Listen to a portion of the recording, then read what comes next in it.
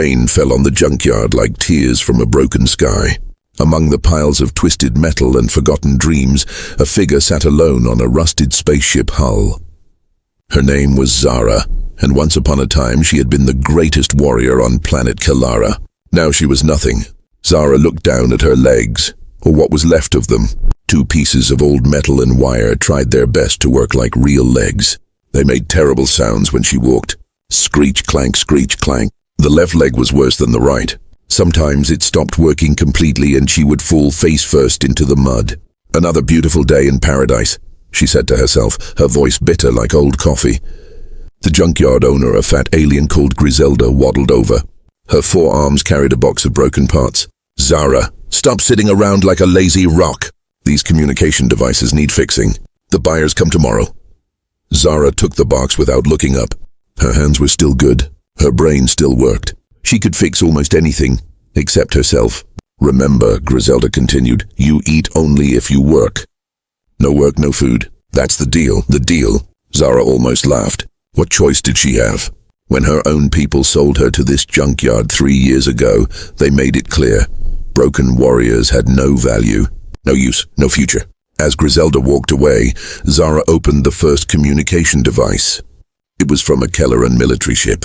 The same type she once used to call for help during battles. The same type that went silent when she needed rescue the most. Her memory drifted back to that terrible day. She had been leading her unit against the Vorthan Empire. The enemy had been attacking Kelleran colonies for months. Zara's team was the best, fast, smart, and deadly. They never lost a battle, until that day. The Vorthan trap had been perfect. Hidden explosives under the ground. When Zara's team walked over them, the world exploded in fire and pain. She woke up in a medical tent 3 days later. Her legs were gone from the knees down. We can give you prosthetics, the doctor had said. But they're basic. Military won't pay for the good ones. You can't fight anymore anyway. Basic prosthetics. Cheap metal legs that barely worked.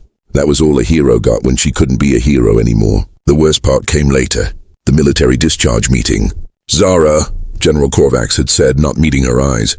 You've served well, but the military needs soldiers who can fight. You understand? She understood. They were throwing her away like broken equipment. What am I supposed to do? She had asked. Find a new purpose? Korvax had shrugged. Maybe teaching young warriors.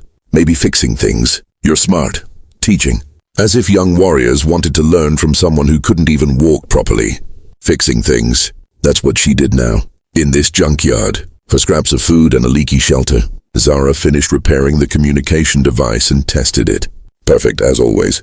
Her hands never failed her, even when everything else did. Thunder rumbled overhead. The rain was getting heavier. She needed to finish this work and get inside before her legs stopped working completely. Wet metal and electricity didn't mix well. As she picked up the next device, a sound made her look up. A ship was coming down through the clouds. Not unusual. People came to the junkyard all the time looking for cheap parts or dumping unwanted things. But this ship was different. It was human. Zara had heard about humans but never seen one. They were new to this part of the galaxy. Some said they were weak. Others said they were dangerous. Most aliens didn't care about them either way. The human ship landed with a soft hiss near the junkyard entrance. A figure stepped out, tall with dark skin and kind eyes. He wore simple clothes and walked with confidence but not arrogance. Griselda rushed over, her forearms waving. Welcome, welcome. Best prices in the sector. What can I sell you today? The human looked around the junkyard slowly. His eyes passed over expensive alien technology, rare metals and valuable ship parts. Then his gaze found Zara and stopped. He walked past Griselda, past all the valuable items, straight toward the broken warrior sitting in the rain. Excuse me, he said, his voice gentle but strong. Are you Zara? Zara of the Kalaran 7th Battalion. Zara's heart stopped. No one had called her by her military unit in 3 years. No one remembered who she used to be. Who wants to know? She asked, trying to sound tough. The human smiled. My name is Captain Jake Martinez. I'm here to buy you back your life. Zara stared at him. Rain ran down her face like the tears she refused to cry. I don't understand, she whispered. Jake extended his hand toward her. Come with me, and I'll show you that being broken doesn't mean being worthless. Thunder crashed overhead as Zara looked at the human's outstretched hand. After 3 years of darkness, someone was offering her light. But could she trust it? Could she trust him? What did this human really want with a broken warrior? Zara stared at the human's outstretched hand. No one had offered her help in 3 years. No one had even remembered her name. But this stranger knew exactly who she was. "Buy me back my life?" she repeated, her voice shaking. "What does that mean?" Jake kept his hand extended, rain dripping from his fingers. "It means you don't belong in this junkyard, Zara. Warriors like you deserve better." Griselda pushed between them, her forearms flapping. Hey, you want to buy the broken one? She's not for sale. She works for me." Jake reached into his pocket and pulled out a small device. Credits appeared on its screen. More credits than Zara had seen in her entire life. "Name your price," Jake said calmly. Griselda's eyes went wide. Her greed was stronger than her need for workers. "Well, maybe we can make a deal." While they talked, Zara studied the human. He was older than she first thought, maybe 40 Earth years. There were scars on his hands and a slight limp when he walked, but his eyes were kind. Not the fake kind that people used to trick you. "Real kindness, who are you?" Zara asked. Jake finished paying Griselda and turned back to her. "I'm Captain Jake Martinez, formerly of the Earth Defense Corps. I lost my left arm in the Centauri Wars." He rolled up his sleeve. Where his left arm should be, there was advanced prosthetic, smooth, strong, and clearly military grade. "I know what it feels like to be thrown away," Jake continued. "When I lost my arm, Earth military said the same thing your people said. Find a new purpose. You can't fight anymore." Zara felt something stir in her chest. Hope. She had forgotten what that felt like. "But someone gave me a second chance," Jake said. "Now I do the same for others." "Others?" Jake smiled. "Come with me and I'll show you." 20 minutes later, they were aboard Jake's ship. It was bigger inside than it looked. Clean, organized, and filled with technology Zara had never seen. Human engineering was different from alien tech. Simpler on the outside, but incredibly complex inside. "Where are we going?" Zara asked from the co-pilot seat. Her metal legs made terrible noises when she sat down, but Jake didn't seem to notice. "Sanctuary Station," Jake said, starting the engines. "It's hidden in the neutral zone, a place where the galaxy's broken warriors can become whole again." As they flew through space, Jake told her his story. After losing his arm, he had spent 2 years drinking and feeling sorry for himself. His wife left him. His friends avoided him. He was drowning in darkness. Then Admiral Sarah Chen found him. She was collecting former soldiers who had been abandoned by their own militaries, Jake explained. Not just humans, aliens too. Anyone who had been thrown away for being damaged. "Why?" Zara asked. "Because she knew something the military leaders didn't. Being broken doesn't make you weak. It makes you understand pain. And people who understand pain fight harder to prevent it." Jake showed her a photo on his console. Dozens of beings from different planets, some missing limbs, others with scars, all wearing the same uniform. "This is my team," Jake said proudly. "We're called the Redemption Corps. We do the jobs no one else can do. Rescue missions, protecting colonies, stopping wars before they start." Zara looked at the photo. A Kelleran warrior with one eye, a Centauri soldier with no legs, a vegan pilot with burn scars covering half her face. All of them looked happy. "What makes you think I can do what they do?" Zara asked. "My legs barely work. I can't run. I can barely walk." Jake was quiet for a moment. Then he said, "Can you still think?" "Yes." "Can you still plan battles?" "Yes, but can you still care about protecting innocent people?" Zara thought about the Kelleran colonies she had saved, the families she had protected, the soldiers she had led to victory. "Yes," she whispered. "Then you're not broken," Jake said firmly. "You're just using the wrong equipment." 2 hours later, Sanctuary Station appeared on the view screen.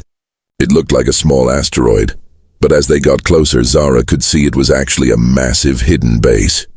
"Welcome to your new home," Jake said. As they docked, Zara saw something that made her heart stop. Through the station windows, she could see a training ground. Dozens of beings were practicing combat moves, flying fighters and working together in perfect formation, and many of them had prosthetics, advanced ones that moved like real limbs. "Jake," she said, her voice barely a whisper. "Yes, those prosthetics, they're not like mine. Jake grinned. That's because humans don't believe in basic when it comes to helping warriors. We believe in the best. The docking bay doors opened, and Zara saw her new life waiting for her. But as they prepared to leave the ship, alarms suddenly started blaring throughout the station. Red lights flashed. Emergency messages scrolled across screens. "What's happening?" Zara asked. Jake's face went serious as he read the messages. "It's your home planet, Zara. Kalara is under attack."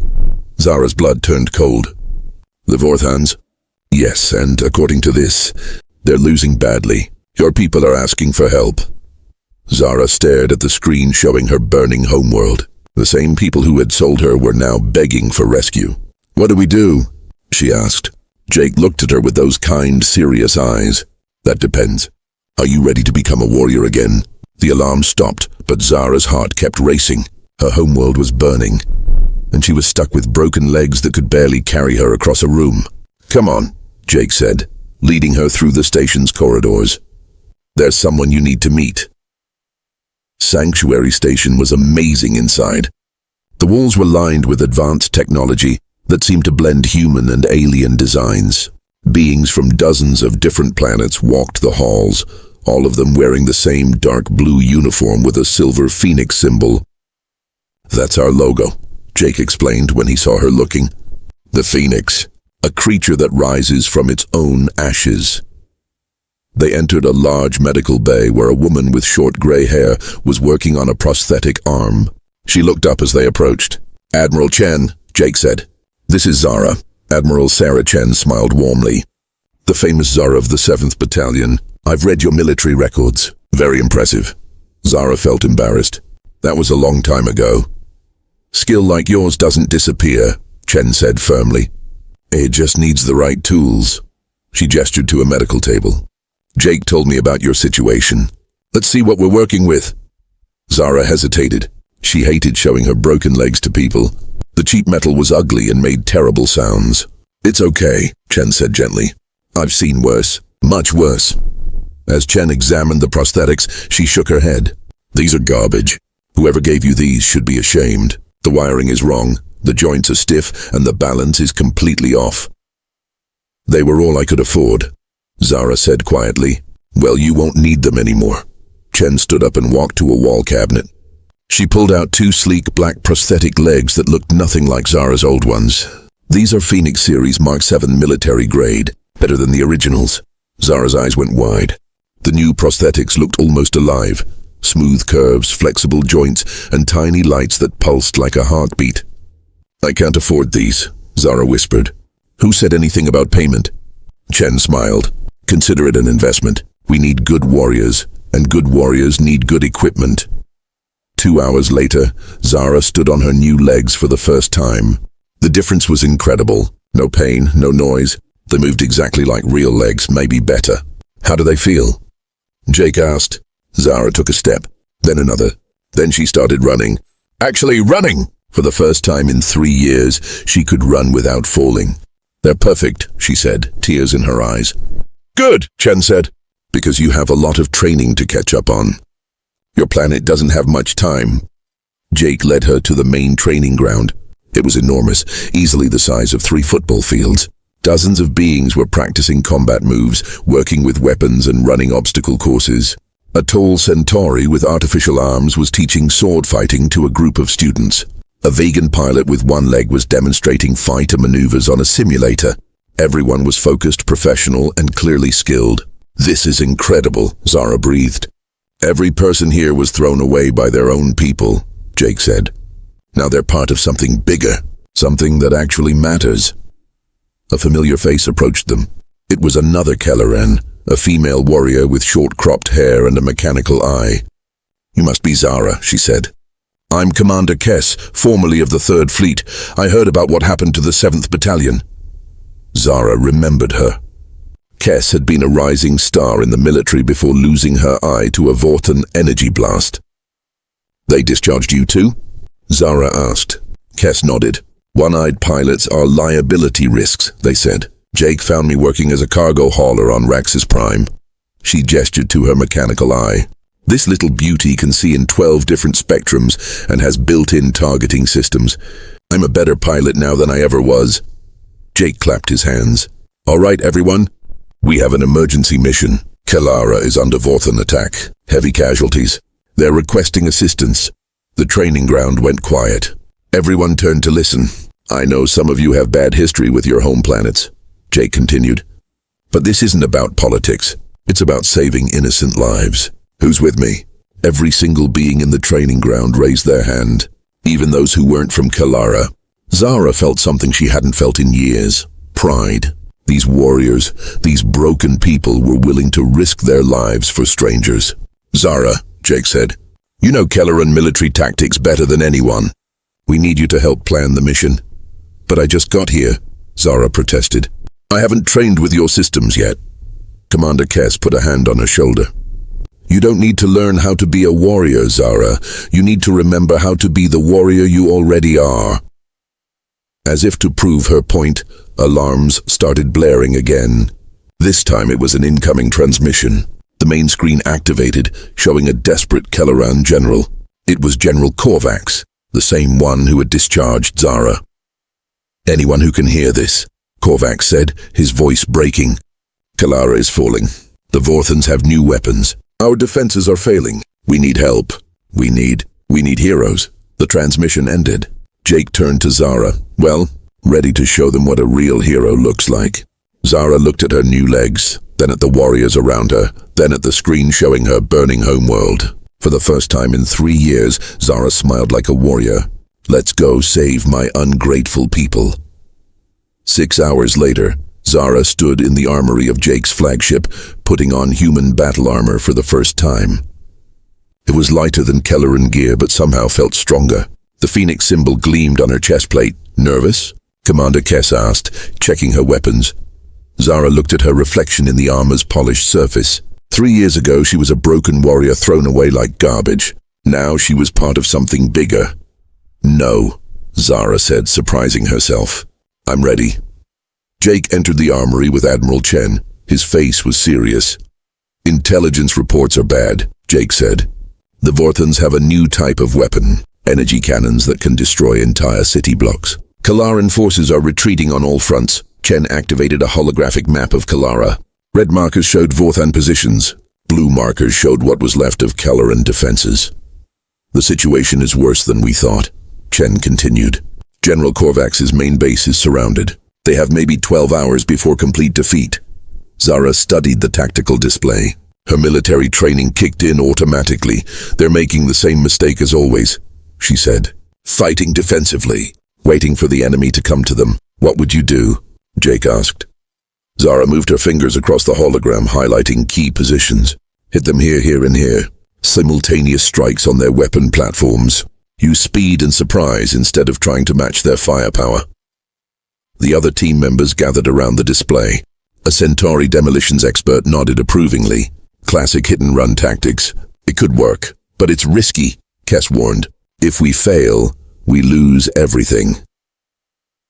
Zara looked around at her new family, beings from different worlds who had chosen to risk their lives for strangers.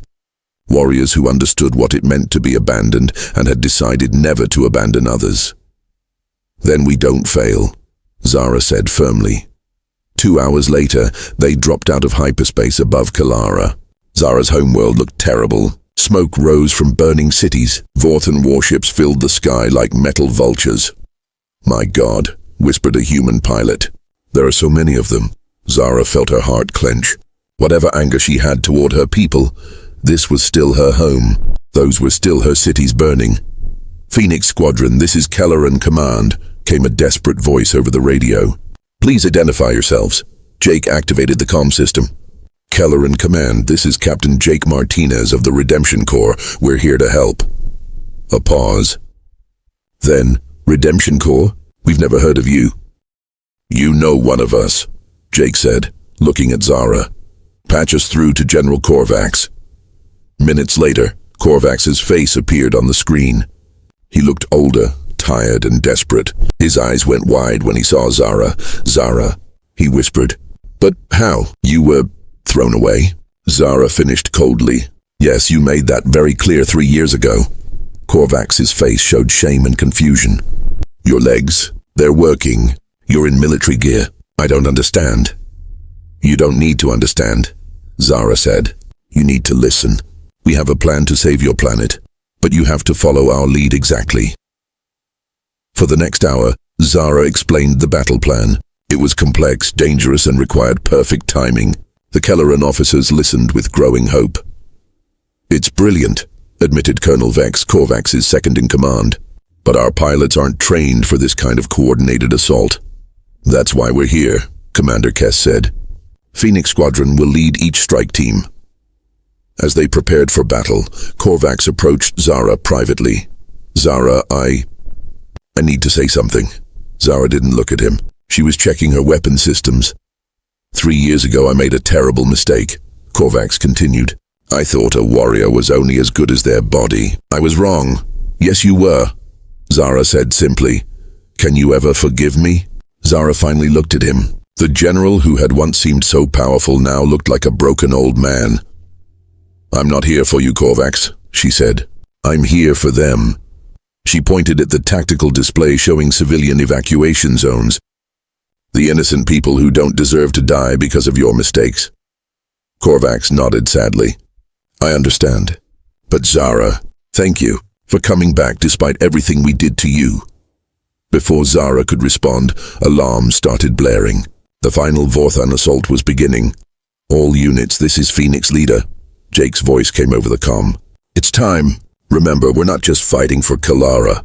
We're fighting to show the galaxy that broken doesn't mean beaten. Zara climbed into her fighter cockpit. Her new prosthetic legs interfaced perfectly with the ship's controls. Everything felt natural, smooth, right? As the Phoenix Squadron launched into battle, Zara saw something that made her blood freeze. The lead Vorthan ship was massive, a dreadnought-class vessel she recognized immediately. It was the same ship that had been present during the battle where she lost her legs, and on its command bridge, she could see a familiar figure in dark armor, General Thrak, the Vorthan commander who had ordered the trap that destroyed her unit. The alien who had taken everything from her was right there, within striking distance. Phoenix 7 to Phoenix Leader, Zara said into her comm, her voice deadly calm. Go ahead, 7. I'm going after their command ship. Zara, that's not the plan. It's too dangerous. Zara locked her weapons onto the dreadnought. Through her fighter's viewport, she could see Thrak giving orders on his bridge. Some things are more important than plans, Jake. As she broke formation and flew straight toward her greatest enemy, one thought filled her mind, time for payback. Zara's fighter screamed through space toward the Vorthan dreadnought. Enemy fire erupted around her, but she dodged with skills that surprised even herself. Her new prosthetic legs responded perfectly to every movement, every turn. Zara, get back here! Jake's voice crackled over the comm. That's suicide. Maybe, Zara replied, firing at the dreadnought's shield generators. But I'm done running from my past. On the enemy command bridge, General Thrak saw her coming. His reptilian face twisted into an evil smile.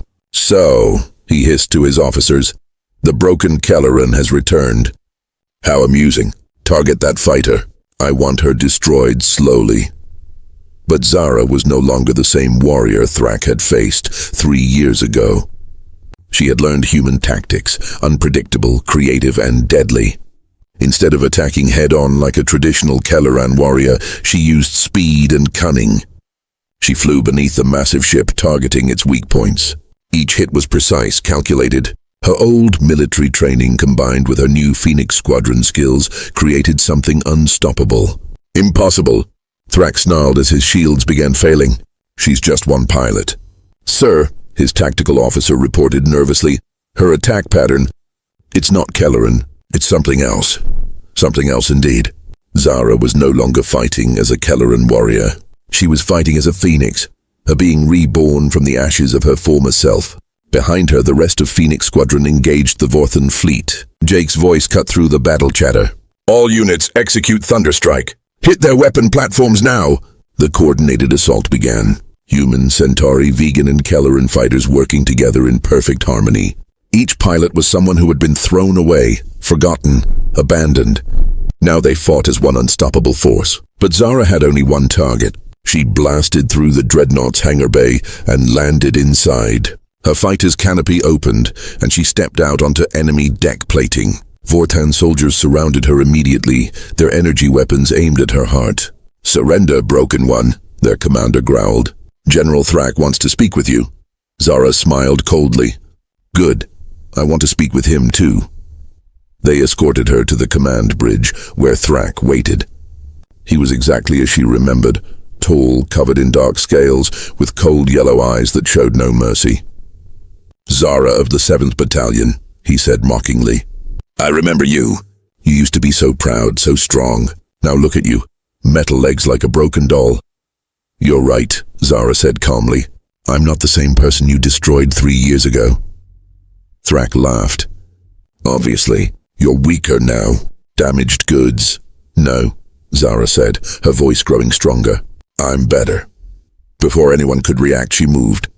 Her prosthetic legs weren't just functional, they were enhanced. She moved faster than any normal legs could carry her. In seconds, she had disarmed 3 guards and reached Thrak. "My legs don't get tired," she said, throwing the general against a wall. "They don't feel pain. They don't slow down." Thrak pulled out his personal weapon, an energy sword that crackled with deadly power. "Then I'll cut them off again." The duel began. Thrak was skilled, brutal, and experienced.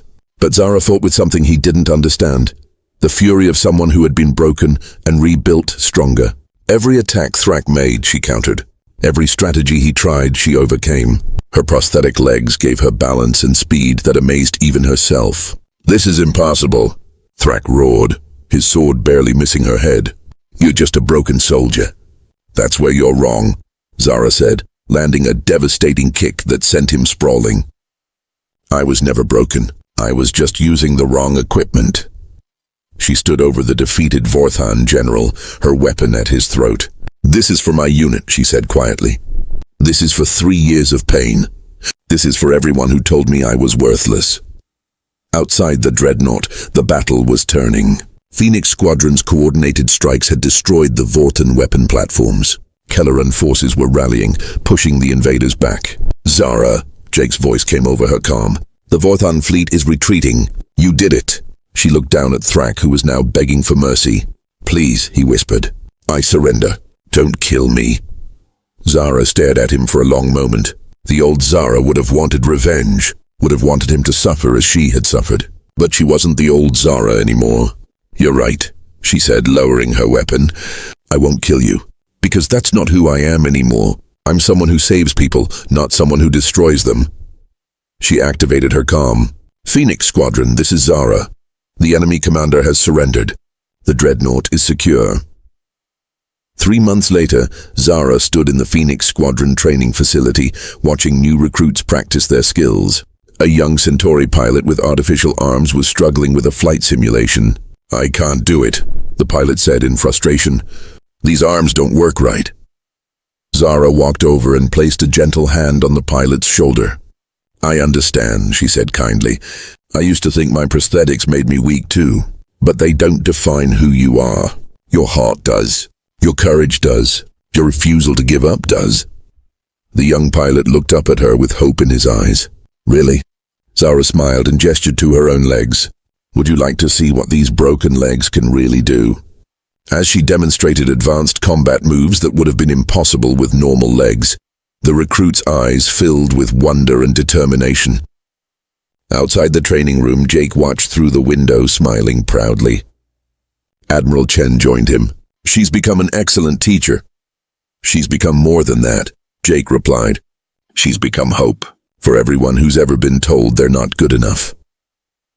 In the training room, Zara continued working with the new recruits, warriors who had been abandoned, forgotten, thrown away. Now they had a new family, a new purpose, and a new chance at greatness. Because sometimes being broken is just the first step to becoming unbreakable.